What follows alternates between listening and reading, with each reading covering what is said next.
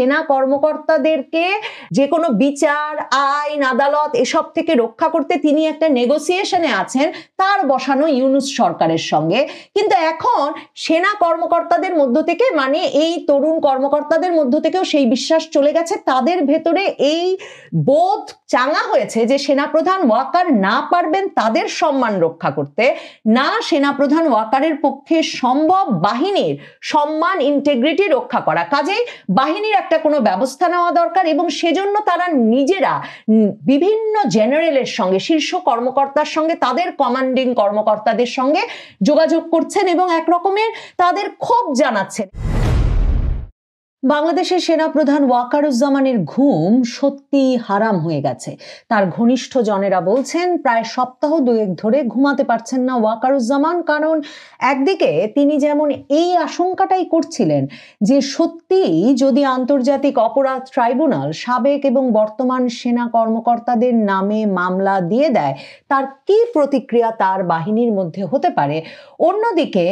এই অস্থিরতা তাকে তার নিরাপত্তা নিয়ে বিশেষভাবে এই সময়টায় শঙ্কিত করে তুলেছে ভীষণভাবে। এই অবস্থায় ওয়াকারুজ্জামান নিজের অস্থিরতা যেমন সামাল দিতে পারছেন না বাহিনীর ভেতরের অস্থিরতাও। বাহিনীর ভেতরে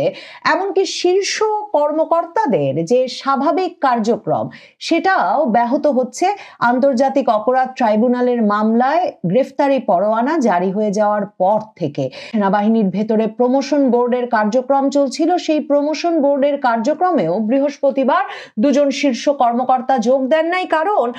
জেনারেলেরা, মানে শীর্ষ জেনারেলেরা 56 জন জেনারেলি অস্থির এবং তারা বিভিন্ন দলে দলে ভাগ হয়ে যেমন একত্রেও বৈঠক করেছেন সারা দিন বৃহস্পতিবার জুড়ে এবং ক্যান্টনমেন্টে বৈঠক চলেছে গভীর রাত পর্যন্ত, সেই খবর নানা সূত্র থেকেই পাওয়া যাচ্ছে। কিন্তু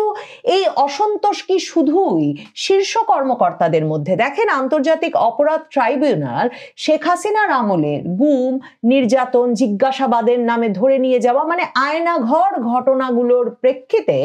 যে 30 জনের বিরুদ্ধে মামলা করেছে শেখ হাসিনা এবং তার নিরাপত্তা উপদেষ্টা তারেক আহমেদ সিদ্দিকী সহ, যে 30 জনের বিরুদ্ধে মামলা করেছে তার মধ্যে 24 জনই সেনা কর্মকর্তা, 14 জন বর্তমান সেনা কর্মকর্তা আর 10 জন সাবেক সেনা কর্মকর্তা। ওয়াকারুজ্জামান একদিকে যেমন সেনা কর্মকর্তাদের নামে যাতে সিভিল কোর্টেই মামলা না হয় সে বিষয়টি নিয়ে দৌড়াদৌড়ি করছিলেন প্রধান উপদেষ্টা, রাষ্ট্রপতি বরাবরে, তেমনি তিনি আইনি ফাঁক ফোকর খুঁজছিলেন যে কর্মরত সেনা কর্মকর্তাদের ক্ষেত্রে এই মামলাগুলোর বিচার সেনাবাহিনীর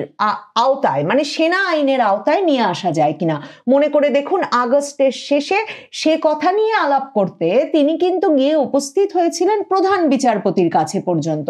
প্রধান বিচারপতির সঙ্গে ওই বৈঠকে তার আলাপ হয়েছিল যে এই কাজটা করা যেতে পারে, যে বর্তমান যে সেনা কর্মকর্তারা তাদেরকে যাতে প্রিজন ভ্যানে করে, যেটা নিয়ে যেই ভিজুয়ালটা, যেই দৃশ্যটা সবচেয়ে আতঙ্কিত করছে বর্তমান সেনা কর্মকর্তাদেরকে, যেই কথা সুস্পষ্টভাবে ওয়াকারুজ্জামান সেনা কর্মকর্তাদের এক সভায় সপ্তাহখানেক আগে বলেছেন যে প্রিজন ভ্যানে করে পুলিশ আদালতে হাজিরা দিতে নিয়ে যাচ্ছে সেনা কর্মকর্তাদের দলকে এবং সিভিলিয়ান কোর্টে, বেসামরিক কোর্টে তাদের বিচার হচ্ছে, এই জিনিসটা মানে মেনে নেওয়া সেনাবাহিনীর পক্ষে বাহিনী হিসাবে সম্ভব হবে না এবং তিনি সেনাপ্রধান হিসেবে মানতেই পারছেন না। তো তখন তিনি প্রধান বিচারপতিকে গিয়ে বলেছিলেন যে কর্মরত সেনা কর্মকর্তাদের বিচারটা তো সেনা আইনে হতে পারে, এবং প্রধান বিচারপতি তাকে বলেছিলেন যে সিভিলিয়ান কোর্টে মামলা হয়ে যাওয়ার পর সেনাপ্রধান চাইলে আইন অনুযায়ী এই আবেদন করতে পারেন সিভিলিয়ান কোর্টে এবং সিভিলিয়ান কোর্ট হয়তো তখন সেনা আইনে ক্যান্টনমেন্টের ভেতরে বিচারের জন্য ব্যবস্থা করে একটা অনুমোদন দিয়ে দেবে। কিন্তু আন্তর্জাতিক অপরাধ ট্রাইব্যুনাল, তার চিফ প্রসিকিউটর তাজুল ইসলাম, তিনি ভীষণ আটঘাট ভেদে নেমেছেন। এই বিষয়টা এখন সেনাবাহিনীর কাছে পরিষ্কার, কারণ তাজুল ইসলাম মনে করছেন জুলাই আগস্ট আন্দোলনের স্পিরিট বা সেই আন্দোলনের একটা মূল আদর্শিক জায়গা হচ্ছে যে কেউ এই আন্দোলনের বিপক্ষ শক্তি বা এই আন্দোলনের বিচার কাজ সংগঠিত হচ্ছে যে আন্তর্জাতিক অপরাধ ট্রাইব্যুনালে, সেই ট্রাইব্যুনালের বিচারের আওতার বাইরে থাকবে না এবং এমনকি কোনো বাহিনী নিজেকে বিচারের আওতা মুক্ত বলে মনে করবে না। কাজেই তাজুল ইসলাম সেনা কর্মকর্তাদের বিরুদ্ধে এই মামলাটা করার আগে এমন একটা সংশোধন এনেছেন আন্তর্জাতিক অপরাধ ট্রাইব্যুনালে মাত্র 2 দিন আগে, একটা প্রজ্ঞাপন দিয়ে, যেখানে তিনি বলে দিয়েছেন, যেই মানে আইনি সংশোধনে তিনি বলে দিয়েছেন যে যেই মাত্র কারো বিরুদ্ধে গ্রেফতারি পরোয়ানা জারি হয়ে যাবে এবং আন্তর্জাতিক ট্রাইব্যুনাল অভিযোগ গ্রহণ করে ফেলবে, সেই ব্যক্তি আরো যা যা করতে পারবে না, তার মধ্যে আরেকটি হচ্ছে সেই ব্যক্তি প্রজাতন্ত্রের আর কোনো কর্মচারী পদে থাকতে পারবে না। তার মানে যেসব সেনা কর্মকর্তার বিরুদ্ধে গ্রেফতারি পরোয়ানা জারি হয়েছে সেদিন, যে 14 জন কর্মরত সেনা কর্মকর্তার বিরুদ্ধেও এই গ্রেফতারি পরোয়ানা জারি হওয়া, আন্তর্জাতিক অপরাধ ট্রাইব্যুনাল এই অভিযোগ গ্রহণ করা মাত্র তাদের কিন্তু চাকরি চলে গেছে। কাজেই সেনাপ্রধান ওয়াকারুজ্জামান যে এখন সিভিলিয়ান কোর্টের কাছে গিয়ে বলবেন যে এই সেনা কর্মকর্তাদের সেনাবাহিনীর আওতাধীনে বিচারের ব্যবস্থা করা হোক, তার আর কোনো সুযোগ থাকছে না। সমস্যা শুধু সেটাই নয়, সেনাবাহিনীর ভেতরে এই আতঙ্ক এখন পরিষ্কার এবং আন্তর্জাতিক অপরাধ ট্রাইব্যুনালের তরফে এই খবর এখন আসছে সেনাবাহিনীর ভেতরে যে আয়নাঘর কাণ্ডে 24 জনের বিরুদ্ধে মামলা হয়েছে বটে, কিন্তু জুলাই আগস্ট আন্দোলনে জড়িত সেনাবাহিনীর বিভিন্ন কর্মকর্তাদের বিরুদ্ধে এবং বিভিন্ন স্তরের কর্মকর্তাদের বিরুদ্ধে মামলা আসছে এবং এই কর্মকর্তাদের তালিকাও প্রস্তুত হয়ে গেছে, তাদের বিরুদ্ধে অভিযোগও প্রস্তুত, চার্জশিট প্রস্তুত, এই গ্রেফতারি পরোয়ানা জারি হওয়া এখন সময়ের ব্যাপার মাত্র। কাজেই শুধু যে 56 জন জেনারেল মানে সেনা কর্মকর্তা, শীর্ষ কর্মকর্তারা ভীষণভাবে ক্ষুব্ধ, একরকমের আতঙ্কিত, তাই শুধু নয়, সেনাবাহিনীর ভেতরের মাঝ থেকে একেবারে নিচু পর্যায় পর্যন্ত, মানে মিড লেভেল থেকে লোয়েস্ট র্যাঙ্কের অফিসাররা পর্যন্ত,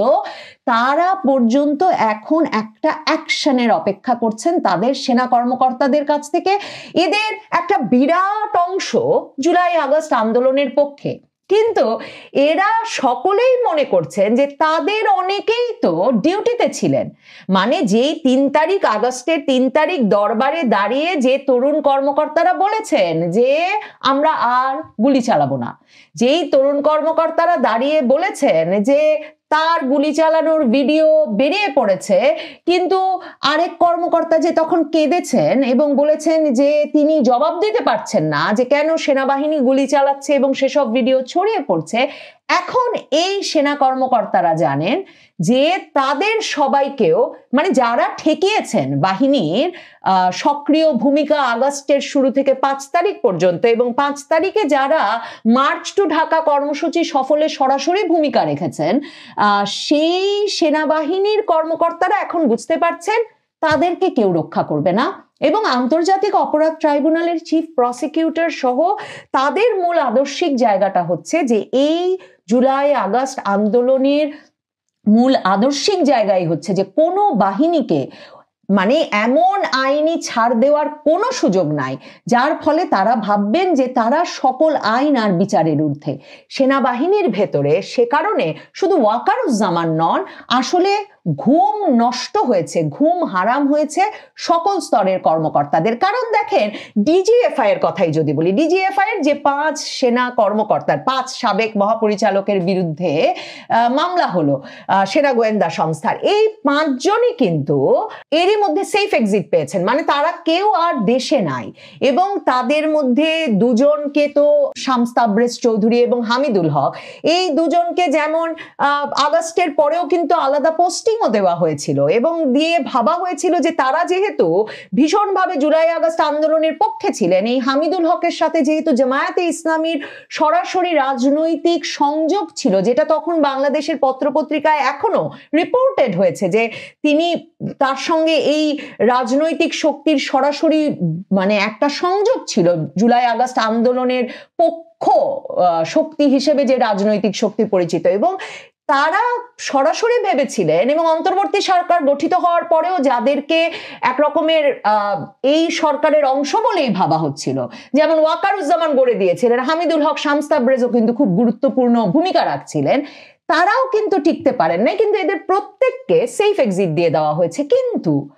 এখন যখন জুলাই আগস্ট আন্দোলনের সময় যারা ডিউটি করেছিলেন সেই কর্মকর্তাদেরকে বা যারা যেই সৈনিকেরা মাঠে ছিলেন তাদেরকে একে একে চিহ্নিত করে মামলা দেওয়া হবে, গ্রেফতারি পরোয়ানা জারি হবে এবং তারা যখন সাথে সাথে চাকরি হারাবেন, মানে নিজেদের আত্মপক্ষ সমর্থনের আগেই চাকরি হারাবেন, সামরিক বাহিনীর আশ্রয় হারাবেন, এই সম্মান মর্যাদা এবং সকল রকম বেনিফিট হারাবেন, তারা সহ তাদের পরিবার, মানে সামরিক বাহিনীর ভেতরের সুরক্ষা হারাবেন, তখন তাদের ভেতরে ভীষণ অস্থিরতা দেখা দিয়েছে এবং এই বাহিনী এভাবে টিকিয়ে রাখা যাবে বলে মনে করছেন না সেনাবাহিনীর একেবারে মিড লেভেল থেকে লোয়েস্ট লেভেলের র্যাঙ্কের বিভিন্ন কর্মকর্তারা তো বটেই, শীর্ষ জেনারেলেরাও। কাজেই নানা রকম বৈঠক চলছে আর ওয়াকারুজ্জামানের সরাসরি প্রাণের ভয় হচ্ছে। দেখেন 6 মাসের বেশি সময় ধরে সেনাপ্রধানের প্রাণের ঝুঁকি, মানে ফিজিক্যাল হার্ম ঠেকাতে, তার যে কোনো শারীরিক ঝুঁকি এড়াতে তার জন্য বিশেষভাবে কিন্তু প্যারা কমান্ডো বাহিনী, মানে সেনাবাহিনীর সবচেয়ে দুর্ধর্ষ বাহিনী মোতায়েন রয়েছে তার নিরাপত্তা দেখতে। কিন্তু সেনাপ্রধান ওয়াকার একরকমের অবিশ্বাসের মধ্যে পড়ে গেছেন এই ক্যান্টনমেন্টের ভেতরেই, কারণ ক্যান্টনমেন্টের ভেতরে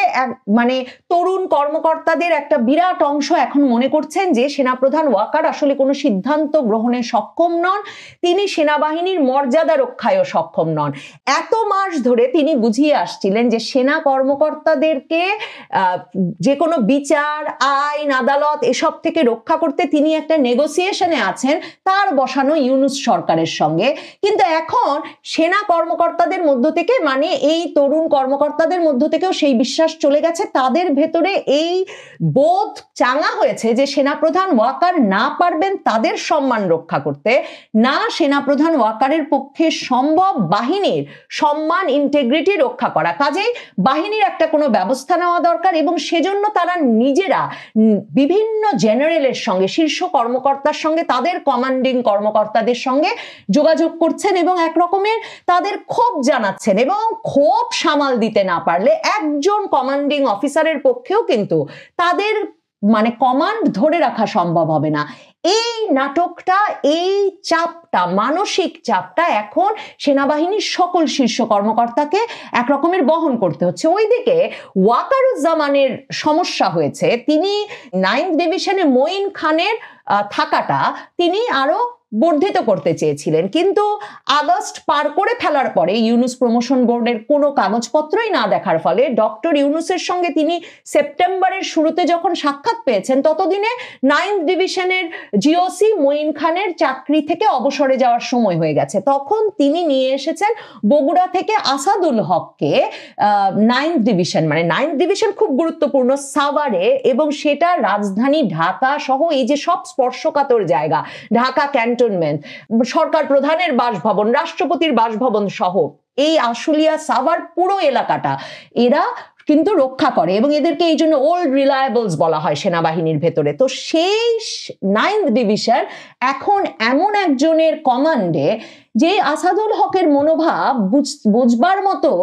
ঘনিষ্ঠতা আসাদুল হকের সঙ্গে নাই ওয়াকারুজ্জামানের। কাজেই ওয়াকারুজ্জামান সেনাবাহিনীর ভেতরেও তাকে শেষ পর্যন্ত রক্ষা করা হবে কিনা তা নিয়ে এক রকমের শঙ্কার ভেতরে আছেন। ওয়াকারুজ্জামান জানেন সেই মে মাস থেকে নিরাপত্তা উপদেষ্টা খলিল এবং ডক্টর ইউনূস তারা দুজনেই ভীষণভাবে চাইছেন যে প্রধান উপদেষ্টার দপ্তরে সশস্ত্র বাহিনীর যে principal staff officer Kamrul Hasan তাকে সেনাপ্রধান বানিয়ে ওয়াকারুজ্জামানকে সরিয়ে দিতে, এবং তাদের লক্ষ্য এবং তাদের পেছনে সাবেক সেনা কর্মকর্তা ব্রিগেডিয়ার জেনারেল আজমি, বিএনপি জামাত জোট সরকারের আমলের ডিজিএফআই প্রধান রেজ্জাকুল হায়দার চৌধুরী এবং আওয়ামী লীগ সরকারের সময়কার সেনাপ্রধান 2013-14 সময়কার সেনাপ্রধান ইকবাল করিম ভুইয়ার সরাসরি সমর্থন আছে যে এই ওয়াকারুজ্জামানকে সরিয়ে যেন কামরুল হাসানকে বসিয়ে দেওয়া হয়। অন্যদিকে সিজিএস, এই যে চিফ অফ জেনারেল স্টাফ, মানে সশস্ত্র বাহিনীতে সেনা প্রধানের পরের যে পজিশনটা যার মনে করা হয়, সেই পদে আছেন হচ্ছে মিজানুর শামীম, এবং মিজানুর শামীম ছিলেন শেখ হাসিনার প্রিন্সিপাল স্টাফ অফিসার সশস্ত্র বাহিনীর। কাজেই শেখ হাসিনার এই ঘনিষ্ঠ সিজিএস কেও সরিয়ে দিতে চায় ইউনূস সরকার। তাদের কাছে এই বিষয়ে তাদের পছন্দ হচ্ছে। আগস্টে এসেই তারা ডিজিএফআই প্রধান বানিয়েছিলেন যাকে, সেই ফাইজুর রহমানকে, যেই ফাইজুর রহমানকে পরে তারা এক ধাপ মানে পদোন্নতি দিয়ে এখন কোয়ার্টার মাস্টার জেনারেল বানিয়েছেন। কাজে তাদের আগ্রহ ওয়াকারুজ্জামানকে সরিয়ে কামরুল হাসানকে বসানো এবং সিজিএস পদে মিজানুর শামীমকে সরিয়ে বসানো, তাদের ঘনিষ্ঠ, তাদের বিশ্বস্ত ফাইজুর রহমানকে বসানোর। এই আগ্রহগুলো জানেন ওয়াকারুজ্জামান বুঝতে পারছেন হয় তিনি থাকবেন, না হলে ইউনূস থাকবেন। আবার সেনাবাহিনীর ভেতরে যেই তরুণ কর্মকর্তারা ক্ষেপে বুঝেছেন এবং যে শীর্ষ কর্মকর্তারাও বুঝছেন ওয়াকার দিয়ে কিছু হবে না, তাদের একটা দল চেষ্টা করছেন অন্য কাউকে সামনে নিয়ে, সেনাবাহিনীর ভেতরেই অন্য কাউকে সামনে নিয়ে সেনাপ্রধান ওয়াকারকে সরিয়ে দিতে। সেটা অনেক ক্ষেত্রেই অনেকেই বলছেন এমনকি হতে পারেন বর্তমান সিজিএস মিজানুর শামীমও, মানে যিনি শেখ হাসিনার প্রিন্সিপাল স্টাফ অফিসার ছিলেন। এই পুরো মানে কি থেকে কি হবে, এই আলাপগুলো সেনাবাহিনীর ভেতরে ভীষণভাবে জেঁকে বসেছে এবং এই পুরো আলাপচারিতায় এটা স্পষ্ট যে সেনাবাহিনীর সকল স্তরের কর্মকর্তারা একটা রক্তক্ষয়ের আশঙ্কার মধ্যে একটা দমবন্ধ পরিবেশে আছেন। কারণ তারা মনে করছেন না যে দলে দলে সেনা কর্মকর্তারা প্রিজন ভ্যানে চড়ে সিভিলিয়ান আদালতে বিচারের মুখোমুখি হতে যাচ্ছেন। এই উদ্যোগটা কোন রকম সেনাবাহিনীর ভেতরের বাধা বা পরিবর্তন ছাড়া সত্যি সফল করে ফেলতে পারবেন আন্তর্জাতিক অপরাধ ট্রাইব্যুনালের চিফ প্রসিকিউটর তাজুল ইসলাম কিংবা ইউনূস সরকার। কাজেই রক্তক্ষয়ের আশঙ্কা ভীষণভাবে জেঁকে বসেছে সেনাবাহিনীর ভেতরে, সেটাই অস্থিরতার বড় কারণ। তবে একটা পক্ষ মনে করছেন ওয়াকারুজ্জামান সিদ্ধান্তহীনতার জন্য যেমন সমালোচিত হচ্ছেন, তাকে যদি একটা মাথা ঠান্ডা ব্যক্তি হিসেবে বর্ণনা করা যায় তাহলে হয়তো তিনি এর মধ্যে কোনো না কোনো আপোষ রফার ব্যবস্থা ঠিক বের করে আনবেন। কিন্তু সেনাবাহিনীর তরুণ কর্মকর্তারা থেকে শীর্ষ জেনারেলেরা কেউ সত্যিকার অর্থে সেনা আইনের বাইরে সিভিলিয়ান আদালতে এই এত সংখ্যক, মানে 150 জনের তালিকা নাকি আন্তর্জাতিক অপরাধ ট্রাইব্যুনালে প্রস্তুত আছে।